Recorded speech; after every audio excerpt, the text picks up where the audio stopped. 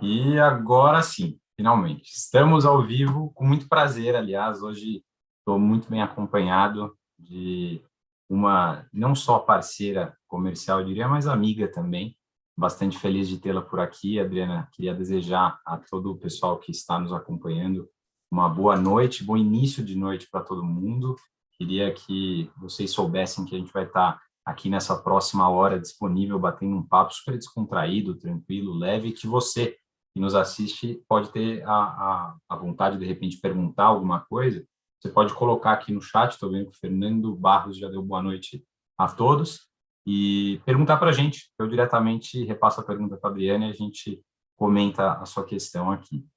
Esse é o primeiro CEO Cast de 2022. É uma série que fez bastante sucesso no ano passado. A gente convidou uma série de presidentes de empresas, acho que foram no total 10, então essa é a 11ª edição, mas a primeira é de 2022, e que eu tenho um grande orgulho de dividir esse episódio com a Adriana e com a Balo, que vocês vão ter a oportunidade de conhecer um pouco melhor. Adriana, seja bem-vinda, tudo bem? Oi, João, boa noite, tudo bem? Queria dar boa noite aí para todo mundo que está aí na live. É um prazer imenso estar com você hoje. E eu acho que a gente vai, eu sempre falo, né? A gente vai bater um papo, trocar ideias e talvez dar um pouco de risada, né? Estamos precisando de risada ultimamente, viu?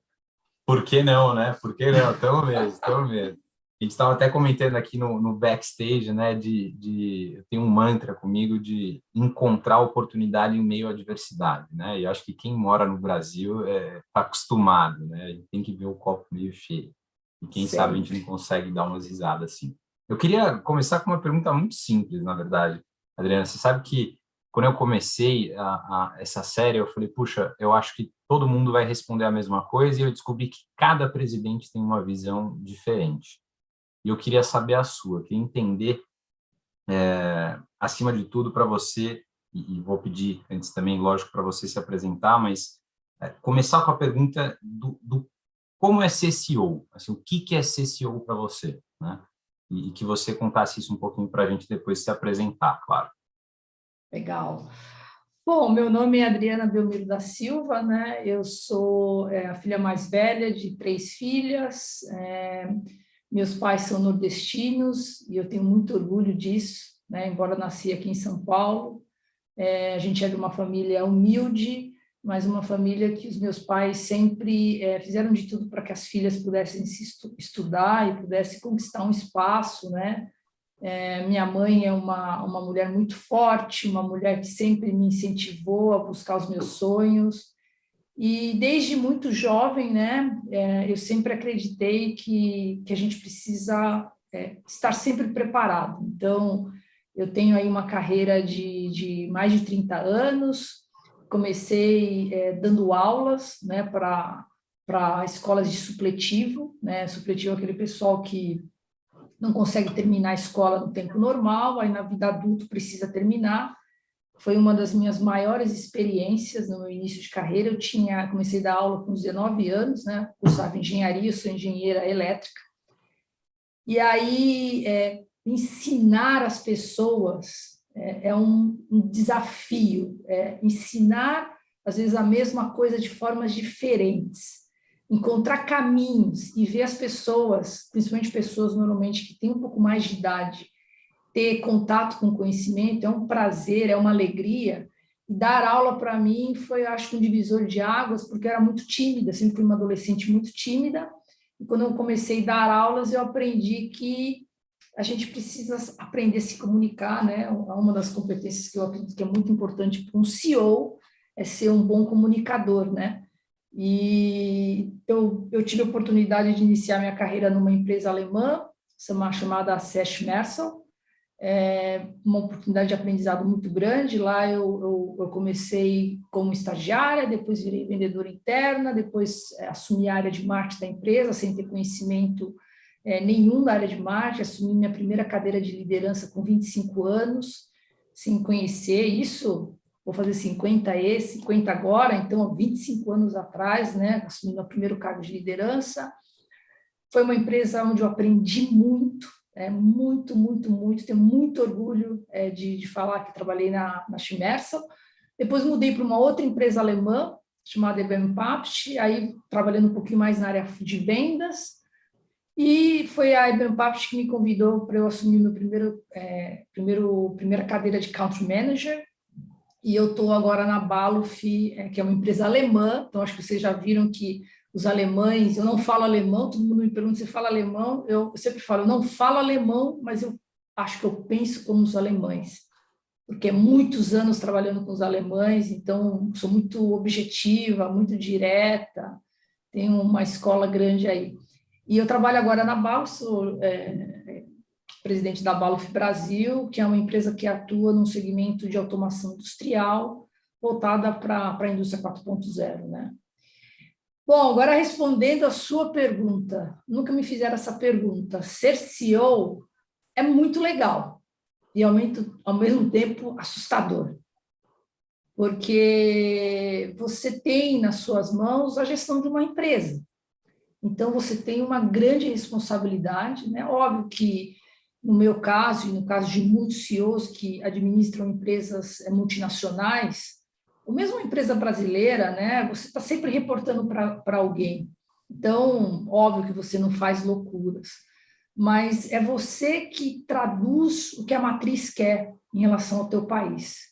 Você é exatamente o verdadeiro recheio de um sanduíche, porque a matriz está lá com as expectativas de crescimento, todas as empresas buscam crescimento, né? E a responsabilidade do CEO é conduzir o negócio, gerar crescimento sustentável para a empresa, reter pessoas, talentos, né, que ajudam na construção. Então, ser CEO é gostar de desafio, gostar de gente, repensar a estratégia sempre, e estar preparado para resolver problemas todos os dias. Eu acho que essa é a definição para ser um bom CEO. Legal, Adriana. Tem muita gente que fala que o posto, a cadeira de CEO é uma cadeira solitária. Você concorda com isso ou não? Totalmente, totalmente. Porque, assim, antes de ser CEO, nós somos seres humanos.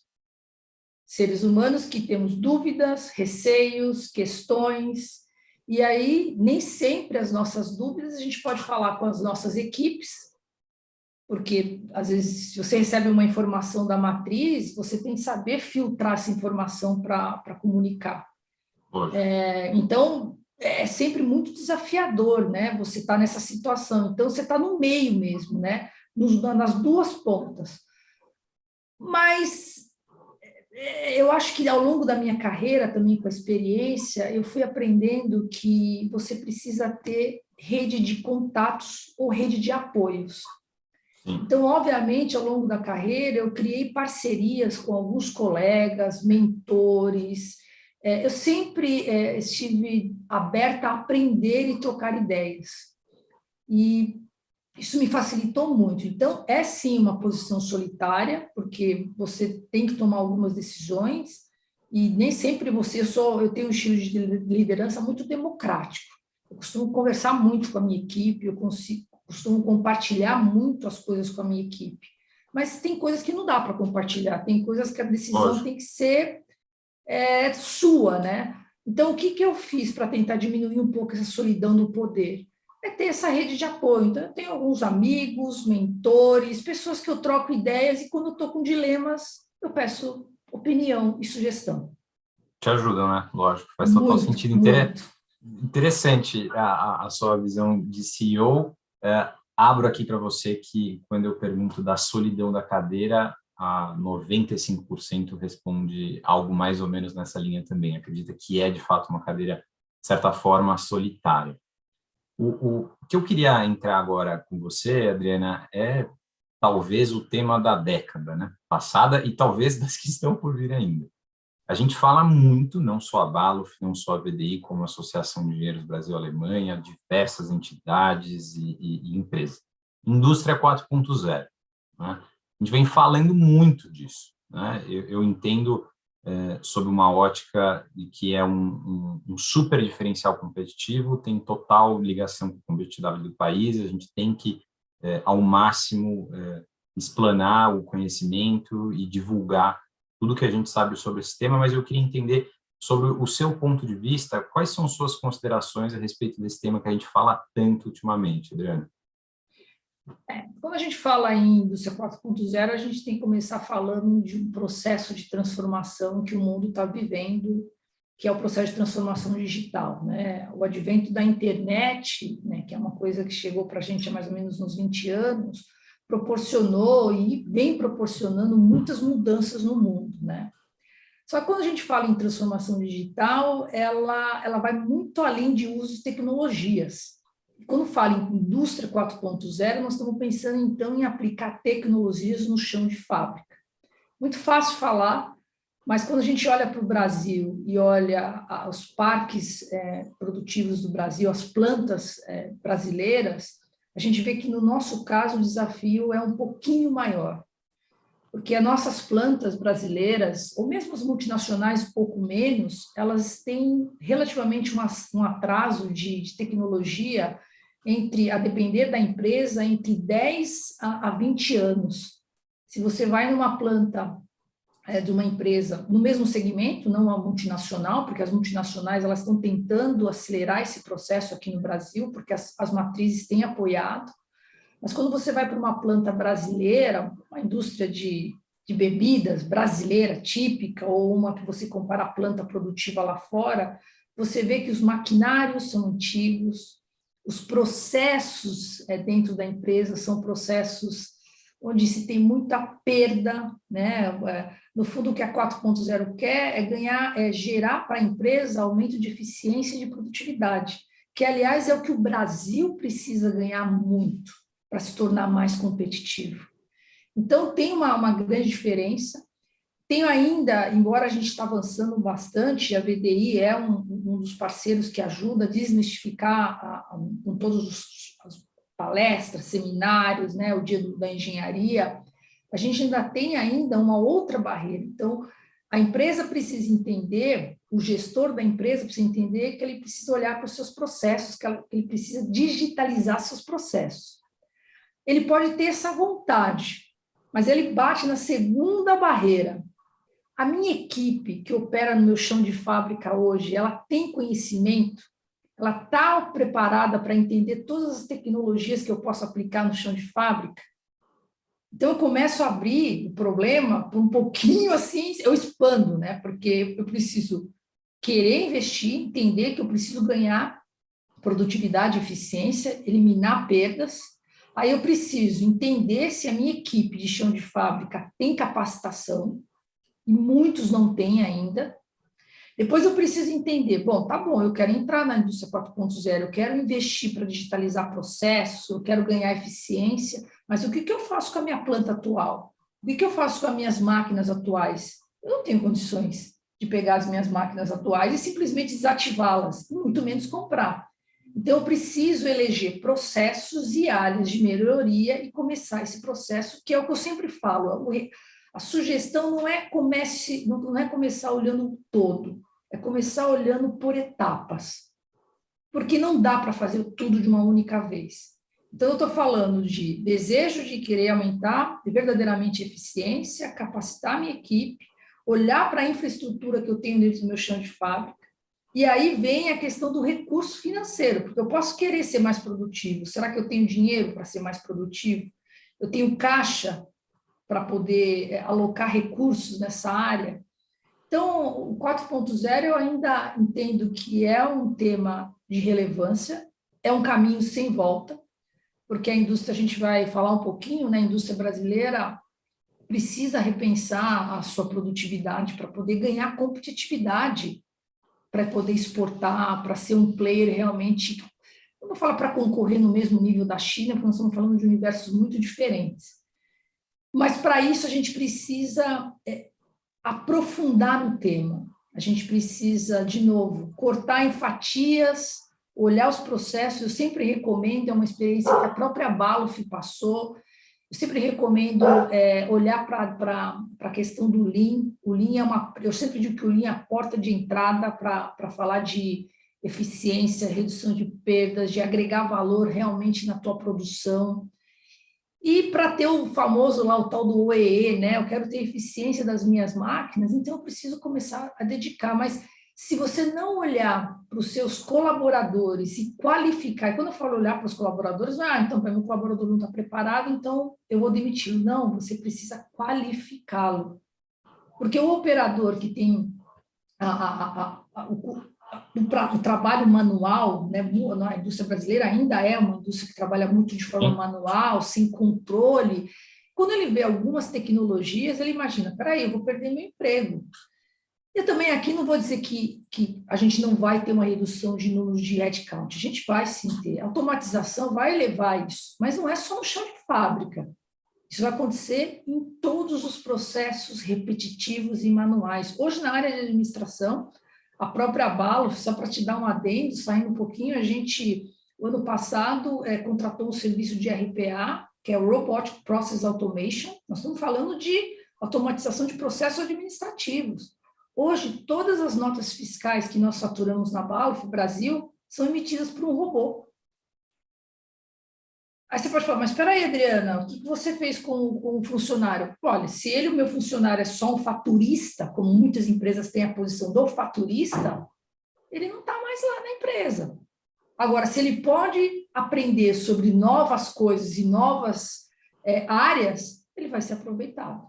Então, a indústria 4.0 é uma nova realidade, ela veio para ficar e vai mexer tanto com as empresas, vai mexer com quem está gerenciando essas empresas e vai mexer muito mais com os trabalhadores do chão de fábrica. Excelente, boa visão, Adriana. Então, quer dizer, a gente pode considerar que essa quarta revolução industrial é uma transição do analógico para o digital, com o objetivo de reduzir latências, chegando numa maior produtividade. Acho que esse é mais ou menos um resumo, mais ou menos isso, né? Mais ou menos isso, e agora a gente tem o advento do 5G, né, que está chegando, Sim. Né, que vai dar uma velocidade de troca de dados e informação que a gente não tem ideia ainda, né? Então, o que me assusta um pouco no Brasil é que o mundo está mudando muito rápido, as tecnologias estão aparecendo muito rápido, e a sensação que eu tenho é que a indústria ainda está num ritmo diferente, a indústria brasileira. Então, não é que a indústria não está se movimentando, ela está se movimentando, mas ela precisa urgentemente acelerar, porque a cada novo dia que chega, a gente tem uma nova tecnologia. E aí a gente está perdendo tempo, eu acho, a gente está um pouquinho atrasado. Não sei se estou falando um pouquinho assim, dizendo bacana, talvez, né? A gente está um pouco atrasado nesse processo de transformação. E dentro, você comentou que é uma jornada, né? É talvez um projeto, a depender do ponto de vista, até sem fim, né? É realmente uma jornada de fato. E a automação industrial, de uma maneira geral, no meio da indústria 4.0, acho que é uma das etapas fundamentais, eu diria, né? Você ter uma automatização de processos e industrial também. E será que você conseguiria, talvez você seja uma das pessoas mais capacitadas nesse tema que eu conheço, dar um panorama, especialmente para as pessoas até um pouco mais leigas, de como atualmente é o cenário de automação no Brasil? Olha, o cenário de automação no Brasil passa, como eu falei antes, pelas empresas começarem a olhar os processos produtivos, né? Vou dar um exemplo bem simples, né? A gente tem, e isso acontecia na própria Balof, né? A gente tinha algumas planilhas para controlar a produção, que eram planilhas que a gente controlava no computador numa ferramenta de Excel. Sim. Que quem inseria os dados era o operador. Sim. E ele tinha total domínio sobre aquele processo, porque o force in, force out que ele fazia, era ele que determinava, não tinha uma lógica. Então, quando você olha os processos de automatizações das plantas, eu não saberia te dizer em percentual, eu não cheguei a pesquisar sobre isso, mas eu poderia chutar, e aí, podendo correr o risco, eu acho que, de uma forma geral, não passa de 30% as plantas. Ainda as multinacionais mais, talvez vamos para um exemplo da planta da Jeep lá de Pernambuco. Essa planta é uma das maiores plantas mais automatizadas da América Latina. Liderada por uma mulher, se não me falha a Liderada por memória, uma né? mulher, se não me engano, é a Juliana o nome dela. Juliana Coelho, eu acho. Isso, exatamente. É uma das plantas extremamente automatizadas, processos automatizados. A gente tem colaboradores lá, porque tem uma ideia errada, né? Que quando se automatizar um processo, você não vai ter mais o ser humano. Isso não é verdade. Mas também você vai ter uma redução do número de pessoas se o ser humano não aprender a se desenvolver e desenvolver em novas áreas e novas habilidades. Mas eu diria que né? Uma readequação, né? O tal do upskilling, né? O upskilling quando você aprende algo novo, o reskilling quando você precisa reaprender coisas novas. Então, o operador de uma planta hoje, que opera um torno, vamos pegar um exemplo de um torno, ele não é o mesmo operador que operava há 15, 20 anos. Lógico. Porque essa máquina hoje, ela tem um painel com dados que ele precisa avaliar. Então, tem uma diferença entre as empresas brasileiras, as puras, né, no processo de automatização das plantas. Eu acho que aí não passaria de 30% o nível de automação, mas, de novo, é um chute do que eu vejo. Agora, as multinacionais avançam. Mas o que a gente percebe também, João, que é interessante, e eu posso dar um exemplo de uma empresa que todo mundo conhece, a Bosch, todo mundo conhece, os processos da Bosch na Alemanha não são iguais aqui no Brasil. A Bosch Alemanha ela é mais automatizada do que a Bosch Brasil. Então, não estou dizendo que a Bosch a Brasil faça alguma coisa errada, mas a gente tem níveis de tecnologia diferentes. Você não pode comparar uma planta na Alemanha, que, como eu falei, tem máquinas muito mais... As modernizações das plantas, reviews das plantas acontecem de 3 a 5 anos. No Brasil não é assim, mesmo numa Bosch não é assim. Mas, de novo, por trás de modernizar a planta, tem a modernização ou capacitação dos colaboradores. Qual é a formação de um engenheiro na Alemanha e qual é a formação de um engenheiro no Brasil? Tem diferenças. Não estou dizendo que o da Alemanha é melhor, mas tem diferença na formação técnica de um para o outro. Então, por isso que eu falo, tem também esse olhar para a questão da formação da área técnica, das pessoas que vão operar, dos jovens que estão iniciando agora os cursos do Senai, que são excelentes escolas, e que a gente precisa incentivar mais esses cursos técnicos, e eu acho que tem gente muito boa lá, para entrar gente jovem nas plantas, com conhecimento novo, para tentar mesclar com a experiência que tem nas plantas.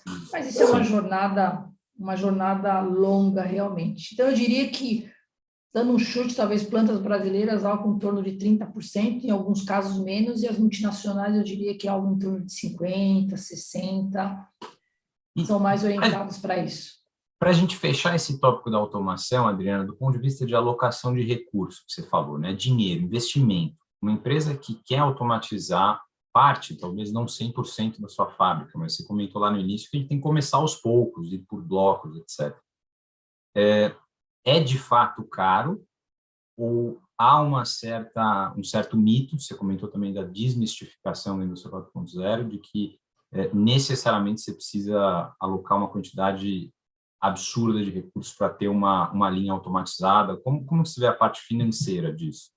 Bom, se a gente olhar pela questão pelo prisma do preço, o que é caro, né? Você investir numa linha 50, 100 mil reais, mas considerando que você vai ter um ganho lá na frente de eficiência, é caro. Então, começa por olhar diferente o que é o caro. Claro, nós estamos falando de equipamentos de automação, desde produtos até software, nós estamos falando aí de valores que variam entre 1.000 a 50 mil reais. Uma câmera, por exemplo, uma câmera 3D, você pode falar de 30 mil reais. Um robô, vamos falar de um robô que também ajuda no processo de automação. O robô pode custar mais de 100 mil reais. Agora, de novo, o olhar não é o quanto eu vou investir. Eu não estou dizendo que investir não seja importante. O olhar tem que expandir. Qual é o processo que eu preciso automatizar? O que não funciona neste processo? O que eu tenho de perda? O que eu preciso ganhar aqui? O que eu preciso melhorar em eficiência? E aí eu preciso colocar no papel de uma forma bem simplória, esses ganhos, para poder avaliar se o custo do investimento inicial, em alguns casos você consegue até colocar em CAPEX, realmente é alto. Eu posso quase garantir que boa parte do investimento que você faz em automatização dos processos geram muitos resultados em termos de eficiência. Sim. Então, é uma conta que você não... É claro, você está desembolsando caixa, né, no primeiro momento. Né? Para quem está cuidando do caixa, você está desembolsando caixa. Mas você tem que olhar com um olhar de médio e longo prazo, para poder ver os ganhos que você vai ter com a linha, gerando melhor, mais eficiência, menos perda, né, mais controle, né? E aí tem um outro desafio que a gente não falou, né? Quando as empresas normalmente têm as áreas de TIs, né, que operam todo o RP, né? O RP é a vida da empresa. Como casar o RP com os MES das empresas, ou casar com os dados que você está tirando do chão? Tem uma convergência entre a área de tecnologia e a área de tecnologia de automação. Esse é um outro grande desafio das organizações também, né? O pessoal de TI tem que descer para o chão de fábrica, e o pessoal de chão de fábrica tem que entender sobre software, sobre hardware, sobre outras tecnologias. Então, eu, João, né, não acho que é caro, mas eu sempre sugiro, primeiro, você sabe exatamente o que você quer na sua fábrica? Não comece olhando tudo, comece olhando o processo. Implemente filosofia Lean, porque o Lean vai te dar tanta informação que você vai começar a ver que o que você está planejando gastar, no final vai ser muito barato. Legal, legal. Obrigado pela resposta, Adriana. Dentro desse contexto de revolução como um todo, a gente ouve falar muito de startups, né? São aquelas empresas jovens, muitas vezes, inclusive, compostas por jovens mesmo, né? Pessoas mais novas, com um espírito bem diferente do mercado corporativo convencional, e que já há poucos ainda anos, as empresas estão cada vez mais ligadas, mesmo aquelas mais tradicionais estão comprando startups. É um movimento que antigamente a gente tinha aquele sonho, né, o estereótipo de sair da faculdade, ingressar numa grande empresa, fazer carreira, ficar 20, 30 anos. E hoje em dia o cenário de startup ele tem sido tão atrativo, toda a questão de unicórnios, né? E o Brasil é uma das referências globais para isso, aliás, um país criativo, né? Eu queria que você comentasse um pouco para mim aonde que as startups se encaixam nessa revolução e qual que é o seu ponto de vista sobre elas, de uma maneira geral. Olha, as startups eu acho que é uma coisa... Na verdade, empreendedores nós sempre tivemos, Sim. né? Porque Sim. uma startup nada mais é que um empreendedor, né? Mas eu acho que elas têm dois elementos que eu acho que são que diferenciam as grandes empresas. As startups, ou os empreendedores dessa startup, como eles são menores, eles têm um olhar muito mais apurado para resolver problemas. Não que as empresas grandes não resolvam problemas, mas elas são muito lentas na resolução dos problemas.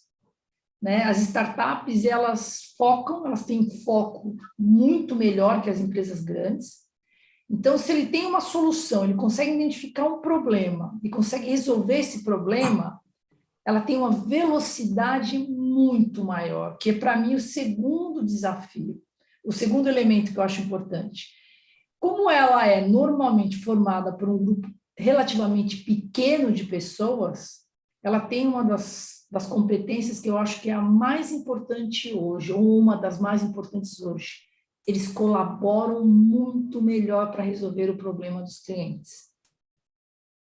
As empresas tradicionais têm muita dificuldade de colaboração interna, porque tem os silos, tem as áreas, o time to market para desenvolver um produto, para resolver um problema do cliente, é lento, de uma forma geral. Hierarquia também, né? Bastante. Hierarquia. Então, assim, elas são ágeis. As startups são ágeis por natureza. Óbvio, nem toda startup nasce e vira unicórnio, né? A gente vê casos que estão acontecendo aí, tem muito empreendedor ou muita startup que começa um negócio, mas tudo começa com identificar o problema do cliente. E uma das maneiras de surfar essa onda da transformação digital é na experiência do cliente mesmo. Então, algumas conseguem. Óbvio, se fala muito em investimentos, né? Eu acho que elas têm também uma outra coisa para aquelas que conseguem os investimentos, né? Que é o aporte financeiro. Lógico. Veja, eu sou dono de uma startup, resolvo um problema de um segmento, de um cliente, e eu não uso, eu uso meu dinheiro para iniciar o negócio, mas eu vou captar recurso. E aí, se a minha ideia ou se a minha resolução desse problema é muito boa, tem alguém colocando dinheiro. Então, existe uma certa, ao meu ver, uma certa tolerância ao não resultado. Porque eu estou Faz ainda sentido. melhorando o meu produto, estou pivotando, Faz né? sentido. Mas eu acredito naquele produto. Numa empresa tradicional, nós estamos sendo cobrados pelo mês, pelo quarter, pelo fechamento do semestre. O que eu vou... São estruturas grandes, as startups, como eu falei, são estruturas menores. Então, elas são ágeis por natureza, mas eu super aprovo.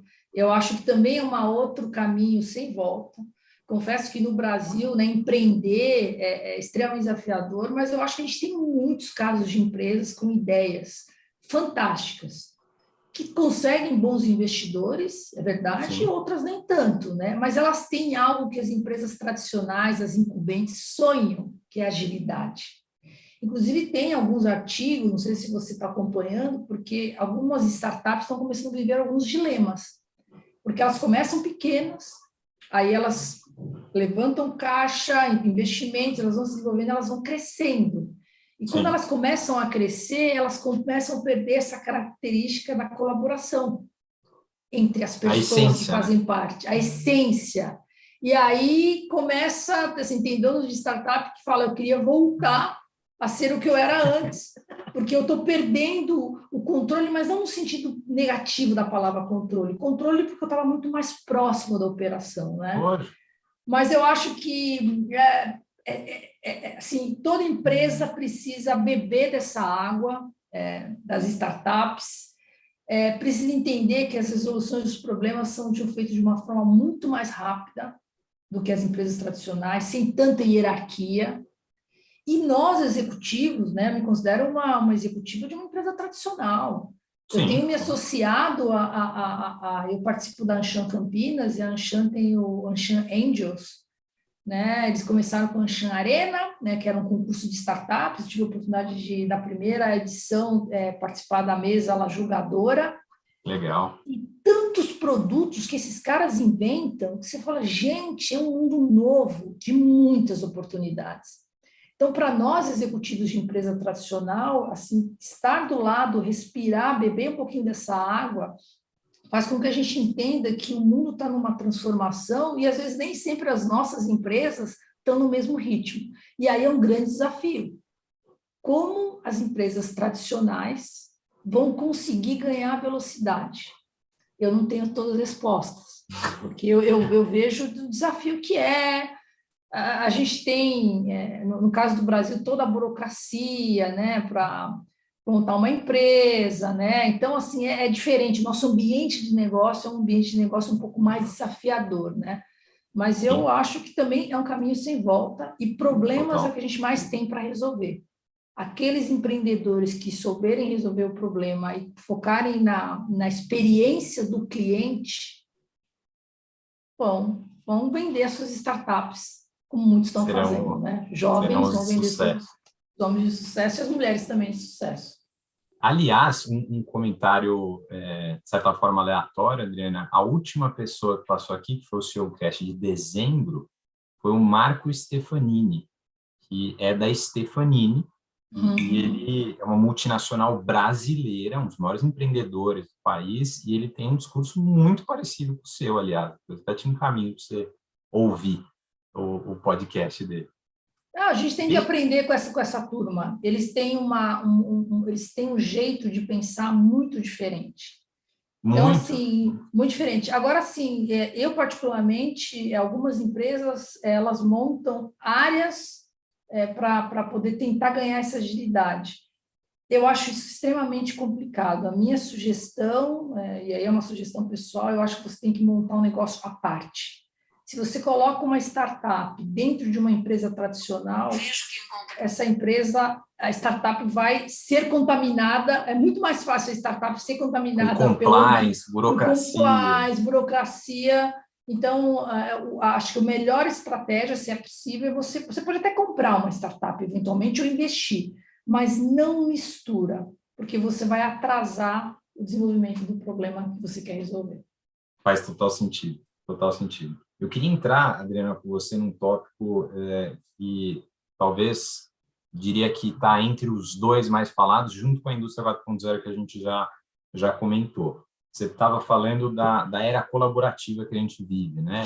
E quando a gente fala de colaboração, eu lembro muito do tão falado ESG, né? Environment, Social and Governance. Assim, a gente vê um movimento gigante, né? Com dezenas, centenas, milhares de eventos, todas as empresas engajadas falando sobre. Eu queria entender sobre a sua perspectiva da Valor, o que é esse tal de ESG e como você enxerga ele? Olha, quando você fala nessas 3 letrinhas mágicas, né, que a gente está convivendo, estão falando de 3 esferas que não são novidades para as organizações, né? Concordo Primeiro, absolutamente. a esfera do meio ambiente, todas as empresas têm que se preocupar com o meio ambiente. Óbvio que, por conta do aquecimento global e de tudo que o mundo está passando, esse virou um tema extremamente relevante. Mas toda indústria, vai numa indústria química. A indústria química ela tem que se preocupar muito com questão de resíduo, de contaminação. Então, o meio ambiente não é novidade. Aí vamos falar do S. O S, eu acho que talvez isso é algo que está aflorando mais nas empresas, né? Esse olhar social, e eu acho que um pouco da pandemia, né?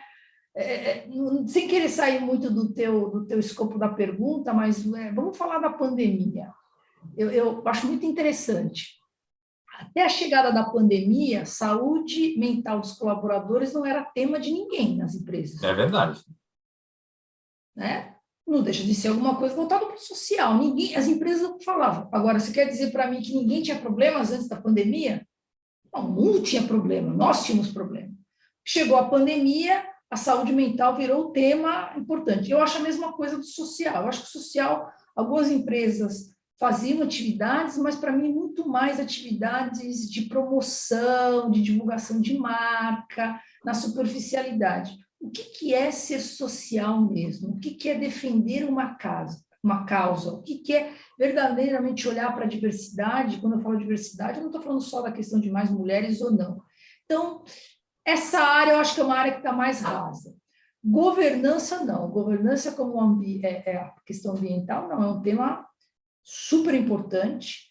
No caso do Brasil, por tudo que nós vivemos com a Lava Jato, o próprio caso da Petrobras, se destacou, mas eu também acho que em alguns momentos está raso também. Né? As empresas sabem que tem que implementar, muitas multinacionais implementam por conta das matrizes, mas a empresa brasileira ainda tem alguns desafios. Então, assim, virou uma determinação, então eu preciso ser ESG, mas muitas empresas falam que são, mas não sabem nem o que é na prática. E aí, quando você fala em ESG, esses dias eu estava lendo um artigo, agora eu esqueci o nome do Grupo Empreenda, acho que é César o primeiro nome dele, para não ser injusto. Ele colocou uma formulinha, falou, o que as empresas querem? É ser sustentáveis. Né? A gente fala de sustentabilidade, e para isso só tem um jeito. Ele criou uma fórmula que eu achei fantástica. Ele pegou, você pega uma variável, eu sou engenheira, né? Eu falo sempre que eu sou de humanas, porque eu adoro gente, adoro pessoas, mas eu não posso negar que eu me formei em engenharia e eu sempre gostei de números, né, na minha época da adolescência. Ele montou uma fórmula onde ele abria parênteses, colocava o ESG, ou seja, a empresa aborda o Environment, o Social Governance, vezes CPR, vezes clientes, pessoas e resultados.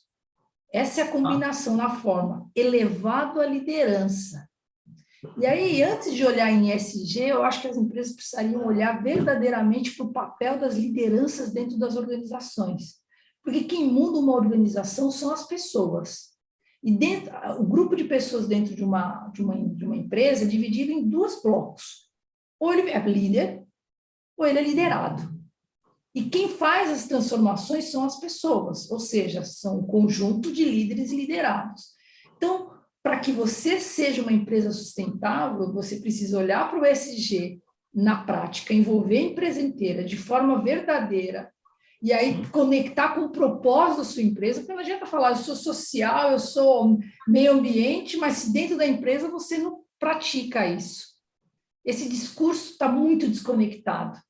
Qual é a relação com os seus clientes? Você realmente valoriza os seus clientes? Você cuida dos seus clientes? Você cuida dos seus colaboradores? Que tipo de resultado que você está gerando? Então, eu não sei, João, eu sou um pouco, acho que cética, né? Eu acho que é extremamente importante, mas eu vejo muitos discursos e pouca prática. E não é fácil, porque também requer investimento. Eu tenho uma experiência na Baluf, nem estou falando do ESG como um todo, estou falando de governança.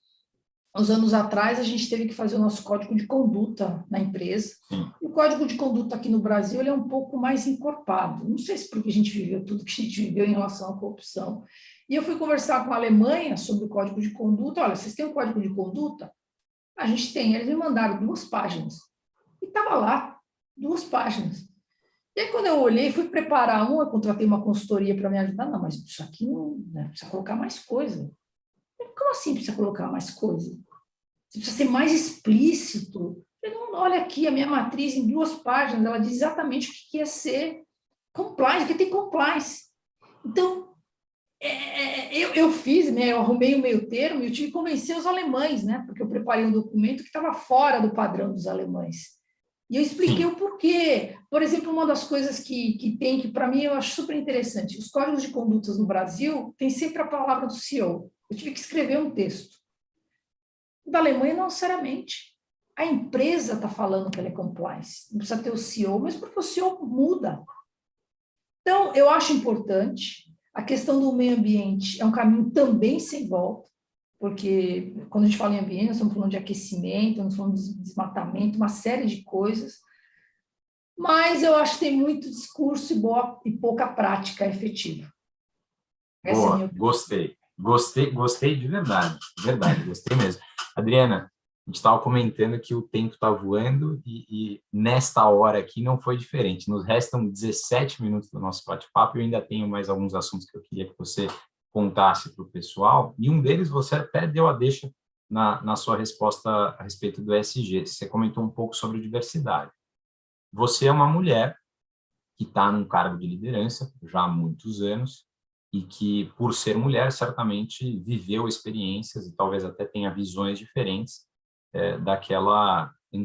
aquele antigo tabu que existia de que o mercado corporativo era absolutamente masculino. Ainda é, a gente está longe do ideal, claro, mas esse cenário está, pelo menos, tentando ser mudado, né? Eu vejo que há uma certa evolução, ainda que longe do ideal. Como que você vê, Adriana, todo esse cenário de diversidade e especialmente de mulheres na indústria? Olha, no ambiente industrial, a gente ainda vê poucas mulheres no chão de fábrica, né? Tanto no chão de fábrica como em cargos de gestão geral mesmo da empresa, né? Tem algumas, né? Eu citei aí a Juliana, que é a head da fábrica da Jeep, tem uma amiga minha, que é a Alexandra Mota, que acabou de assumir a TE, Connectivity, mas ainda assim é um ambiente masculino, sim. O meio industrial é um ambiente masculino e vai, eu acho que a pergunta ela é mais complexa, João, porque assim, você tem que voltar para a formação dessas mulheres com essas cadeiras mais técnicas. Normalmente as mulheres que estão na indústria vêm da engenharia, a grande maioria. Né? Para assumir um chão de fábrica tem uma formação de engenharia de produção, engenharia mecânica. Então, eu, quando me formei, eu estava no grupo, nós começamos em mais mulheres, mas nós terminamos em 5. Então, numa classe de grupo todo, eu acho que era mais de 30 alunos. Então, é um ambiente ainda masculino. E nós temos, ao longo da jornada da carreira, a mulher em especial, ela tem um paradigma, talvez, aí, né, um breakpoint aí, que é a maternidade. A maternidade é um momento que faz com que a mulher tenha que se ausentar da empresa por um período, e é totalmente aceitável, mas o ambiente das empresas não compreendem isso ainda. Então, é um processo, eu acho que a gente está avançando, né? Tem, sim, mulheres, e a regra é falar, divulgar, chamar. Eu sou assim, eu defendo as mulheres em cargos de liderança, nas indústrias. Tem uma frase, a mulher pode estar onde ela quiser, e realmente, a mulher pode estar onde ela quiser. As mulheres normalmente são, às vezes, os meninos vão ficar chateados, mas muito mais preparadas, às vezes, Eu para concordo. assumir os cargos, né? Agora, ainda tem uma mentalidade, porque quem promove as mulheres ainda são os homens. É, E o viés ou o olhar do homem ainda é um olhar, não digo todos, mas ainda é um olhar, mas espera aí, será que eu posso contar com ela mesmo? Os homens têm uma conexão, acho que um network, conexão, que é um pouco mais forte. Por isso que a gente, enquanto mulher, tem que incentivar, estou super orgulhosa que a Fabiola Bracalente está fazendo aí o programa Indústria for Her, ela está super animada. Para mim é um talento, um potencial de crescimento. Então, por mais Adrianas, por mais Fabiolas, por mais Renate, né, que cuida aí do verdade. Indústria for Her, a gente precisa de mais exemplos, porque com mais exemplos as mulheres vão começar a olhar, se inspirar e acreditar que sim, é possível. Não é uma jornada fácil. Quando eu comecei a minha carreira, eu não via esse tema com tanta clareza como eu vejo agora. Eu hoje percebo muito claro, vamos falar do nosso grupo lá do classe das PMEs, né? É um Sim, ambiente de muitos homens, eu sou a única mulher, eu acho que tem mais uma majoritariamente. colega, né? Então, é um ambiente que você precisa se posicionar, né? Você precisa. Então, é um desafio, mas eu acho que a gente está começando. O ponto aí é a velocidade, de novo. Assim como eu falei da velocidade da indústria Matou. 4.0, eu acho que é a velocidade, né? E dá para essas meninas que estão começando a universidade agora, na carreira de engenharia, a possibilidade delas, sim, assumirem plantas, gestão de plantas ou gestão de liderança de outras áreas, porque nas indústrias você costuma ver as mulheres mais nas áreas de RH, nas áreas financeiras, nas áreas produtivas, menos, Menos, por menos. conta E eu, da base do histórico. exato, eu concordo com você, concordo com você. Dentro, não mais de diversidade agora, mas ainda dentro de engenharia, eu queria saber sua opinião, Adriana, a respeito da engenharia brasileira, né? Porque a gente tem normalmente como inspiração a Alemanha, por exemplo, os Estados Unidos, países de primeiro mundo, etc., com aquela bandeira de que talvez nossa engenharia esteja um pouco atrás, muitas vezes é verdade, em alguns casos não. Eu queria entender sobre a sua ótica, o seu ponto de vista, como que você enxerga a engenharia do Brasil? Eu acho que aqui no Brasil a gente, diferente dos processos de automação das indústrias, eu acho que as engenharias, não todas, porque a gente tem escolas e escolas, mas eu acho que a distância não é tamanho, não é muito grande. Eu acho que a gente está com uma distância menor. Hoje, aqui no Brasil, a gente tem acesso a quase todas as tecnologias que tem lá fora. Claro, a gente precisa incentivar mais a capacitação e a formação de engenheiro. O que acontece é que o Brasil forma poucos engenheiros versus a demanda que a gente tem de investimento em tecnologia nas empresas. Né? O curso de engenharia é um curso pesado, é um curso que requer muita dedicação, como o curso de direito, como o curso de medicina. Então, eu sinto que a procura do que eu tenho, não sei nem a sua opinião a respeito disso, mas eu sinto que a procura tem sido menor. Na minha época, eu me formei em 95, você via mais gente. A impressão que eu tenho é que você vê menos profissionais entrando. Agora, tem uma outra coisa que eu acho que talvez possa ajudar. Você tem, como eu mencionei antes, o Senai. O Senai tem preparado muitos estudantes, né, muitos profissionais capacitando em nível técnico. Então, eu acho que a gente precisa incentivar mais a carreira de engenharia, criar condições, criar bolsas.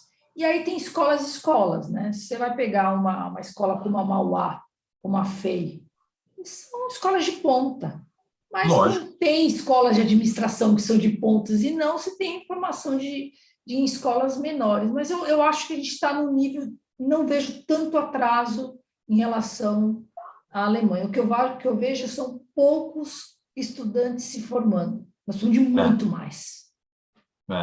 Eu acho que proporcionalmente, se a gente for levar em consideração proporcionalmente, eu concordo com você. A gente via mais antes, isso é verdade. A gente tinha menos opções também. Você sabe que quando o Botelho, presidente da Bosch, aliás, que nós comentamos, esteve por aqui, eu perguntei algo relativamente parecido com ele, e ele, apesar de ter concordado, sim, que na boa parte dos casos a engenharia alemã é um pouco superior, ele foi muito patriota ao dizer: se você comparar o bom engenheiro brasileiro com o bom engenheiro alemão, aí a gente não perde nada. E tem uma Né? diferença entre o bom engenheiro brasileiro e o bom engenheiro alemão. Nós somos um povo, por essência, muito mais criativo, Total. flexível e adaptável. Porque nós lidamos com problemas nos chãos de fábricas dentro do Brasil que os europeus não convivem, porque eles estão num outro nível. Então, eu acho que a gente ganha porque a gente tem um olhar mais, a nossa visão sistêmica é melhor. Sim. A gente tem o olhar para resolver um problema é ampliado, né? Às vezes você tem um engenheiro, porque você tem muitos especialistas. E aqui você tem, vamos por uma determinada empresa, tem um engenheiro, não dá para ter um engenheiro de produção, engenheiro elétrico, engenheiro mecânico. Às vezes é um engenheiro mecânico que tem que aprender sobre a parte de eletrônica, tem que aprender sobre automação para poder resolver o problema da empresa. Então, isso nos dá uma flexibilidade muito grande. E não estou dizendo que isso é melhor ou pior, mas nos dá um diferencial. Que, aliás, uma estatística interessante que eu fiquei sabendo recentemente, o Brasil tem mais do que o triplo de unicórnios, que são aquelas startups que atingiram o valor de $1 bilhão, do que a Alemanha, com praticamente 1/3 do PIB da Alemanha, ou algo muito parecido a isso. Porque a Alemanha é muito tradicional, né? É. Então, muitas vezes a gente tem o Brasil está lotado de problemas, por consequência, lotado de oportunidades, mas a gente tem um pouquinho de síndrome de vira-lata, às vezes, né? Isso, com certeza. De achar que a gente está sempre ruim, sempre abaixo, mas, enfim. Aproveitando esse clima um pouco mais para baixo, eu queria comentar com vocês uma situação que eu fico triste, né? Pelo menos vendo colegas da indústria que eu conheço, que é o movimento de desindustrialização do Brasil, né? Não sei se isso é um movimento absolutamente declarado, se é uma realidade, por isso que eu vou jogar para você. O que a gente vê de indústrias com parques fabris saindo do Brasil, esse movimento é real? Ele existe? Qual que é a sua opinião sobre ele? Não, ele é real, a indústria ela vem perdendo participação e isso é muito ruim para o país, né? E eu diria que o principal motivo, eu não acho que o problema é a formação de profissionais, eu acho que isso não é o principal problema é o ambiente de negócio. O Brasil tem se tornado um país muito difícil de operar, né? E pouco competitivo, né? Para poder exportar, né? Eu acho que nós temos ainda um mercado, um potencial de mercado relativamente bom, grande, mas você vê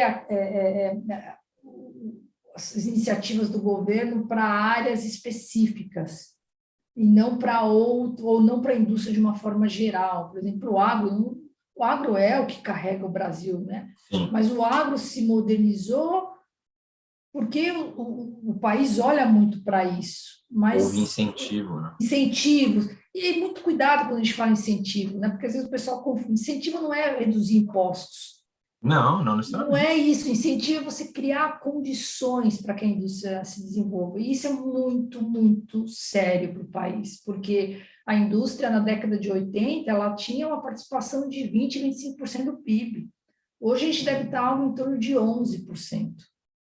Então, para um país do tamanho do nosso, com as oportunidades que a gente tem para desenvolver, a gente precisaria ter uma indústria mais robusta. Mas a gente precisa de um plano de país, não é um plano de governo, não é um plano de quem senta na cadeira, né? É um plano de olhar para esse país no curto, médio e longo prazo, independente de quem entra e quem sai. e a indústria não está. Então, eu acredito sim que a gente está passando por um processo É. triste de desindustrialização, sim. Muito por conta Ainda do dentro ambiente de desse, negócio. ainda dentro desse cenário, Adriana, e a penúltima pergunta que eu gostaria de te fazer, e totalmente apartidária, evidentemente, mas de uma maneira macro, tem como a gente saber o que a gente pode esperar do cenário político, econômico, jurídico até do Brasil nos próximos meses e anos? Olha, eu não poderia responder o que eu penso, né? Mas eu acho que a gente tem um belo desafio à frente, porque nós temos muitas coisas para serem feitas, muitas reformas que precisam ser feitas, a gente precisa modernizar urgentemente a máquina do Estado, e a gente vê pouca gente falando sobre isso. Então, nós temos uma polarização, nós não temos alternativas, e a gente vê muitas brigas de coisas que não são importantes. Você não vê nenhum candidato falando, olha, meu plano para a indústria é esse, meu plano em relação aos impostos é esse, é um falando do outro. Então, assim, como brasileira, eu sou otimista, porque eu sempre falo, né? Eu falo para os meus chefes na Alemanha, o brasileiro é o povo mais otimista. Com Quando eu certeza. olho para o potencial de oportunidades que a gente tem aqui, a gente tem que sempre olhar o copo meio cheio, mas eu não estou otimista em relação ao que vai vir pela frente, porque eu não vejo as pessoas que estão pleiteando essa posição olhar para o Brasil e para os problemas reais do Brasil. E quando eu falo na eleição, não estou falando só na eleição do presidente. Nós temos uma eleição de presidente e de Congresso. Quem muda as leis é o Congresso, não é o presidente. E o Congresso é um pouco do reflexo do que é o país hoje, né? Então, como brasileira, eu tenho que estar otimista, mas como executiva, eu me preocupo com o nosso E, futuro. no fundo, Adriana, sabe o que eu acho que a gente tem que fazer? Inclusive, até do ponto de vista de neurociência, RH, liderança e psicologia, de uma maneira geral, todas as literaturas nos recomendam que nós não nos preocupemos ou gastemos energia com aquilo que não está no nosso controle, né? Isso é bem claro na maioria das literaturas. Eu acho que no fim do dia, o que a gente tem que fazer é fazer a nossa parte independente do cenário externo, né? É a gente fazer a nossa parte, nós mudarmos o nosso país, a começar por nós mesmos, né? Exatamente. É por aí também. Adriana, no minuto final que nos resta, uma pergunta direta, sem introdução, reta e clara. O que te move? Qual que é a sua causa? Qual que é seu propósito? Meu propósito está escrito no meu LinkedIn e é o que eu vivo. Meu propósito é ser um agente transformador do desenvolvimento das pessoas e das empresas. Eu quero mudar, inspirar, incentivar as pessoas a ser melhor, assim como eu tento ser melhor todos os dias. Maravilha, maravilha. Sensacional. Adriana, foi uma honra passar essa hora aqui com você. Voou realmente, como a gente achou que tinha voado. Felizmente, com a vantagem da digitalização, isso vai ficar gravado no YouTube e também vai para o Spotify, para o pessoal que gosta de assistir no carro, quando está viajando, né? Assistir, não, ouvir, né? Aí corta-se a imagem e fica um áudio de uma hora que o pessoal pode assistir e acompanhar esse nosso episódio. Queria perguntar se você tem alguma consideração final antes da gente ir para o encerramento. Eu queria, em primeiro lugar, agradecer o convite, uma honra participar, foi realmente um bate-papo. A gente riu pouco, podia ter rido mais, mas falamos de assuntos importantes.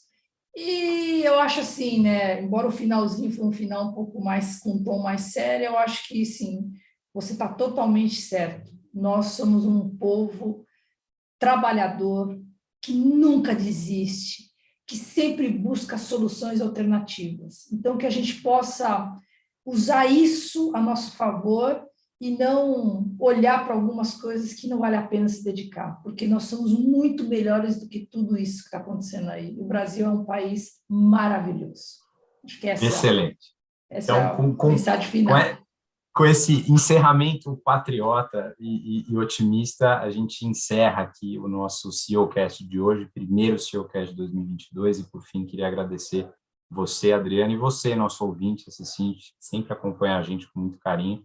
Saiba que esse carinho é recíproco e que a gente se vê num próximo episódio, num próximo CEOcast, com muito prazer, aliás. Adriana, não precisa se preocupar em se desconectar, eu encerro tudo por aqui. Muito obrigado mais uma vez, um abraço para você e para todos os colegas da Balluff. Nos vemos na FEIMEC